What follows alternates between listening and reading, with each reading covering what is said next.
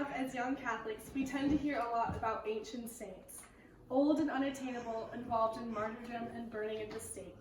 There are stories of saints who performed fantastic miracles or only ate honey and locusts. However, it's comforting to know that there are inspiring, ordinary saints like us out there. An example of one saint whose joyful views about life changed the way how we love is Mother Teresa.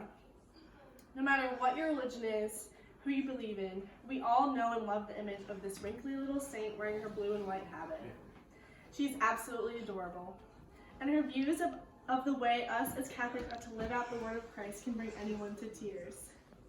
She was heard to say, "Intense love does not measure, it just gives." This is truly a summary of how she chose to live her life. Mother Teresa grew up in a devout Catholic family, and she was born in Macedonia in 1910, where she was schooled by nuns from a very young age. She joined the Sisters of Loreto in Dublin when she was just 18 years old. When she was older, she traveled to Calcutta in India, where she became a teacher to the impoverished girls living in the school. A few years later, in 1948, Mother Teresa followed a strong calling when she decided to spend the rest of her life working among the impoverished slums of Calcutta. This is the Mother Teresa we're familiar with. The Mother Teresa smiling out in photos among skinny, sickly children.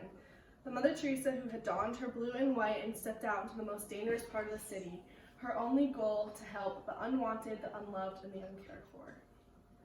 Not only was she devoted to her calling in life, but she was unimaginably fearless while doing so. Another reason why Mother Teresa is so cherished is the fact that she was so human. She lived in poverty amongst her wards and students. She even experienced doubts in her own faith.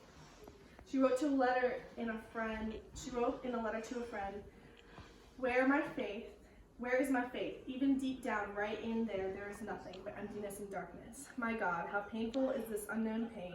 I have no faith. I dare not utter the words and thoughts that crowd in my heart and make me suffer untold agony.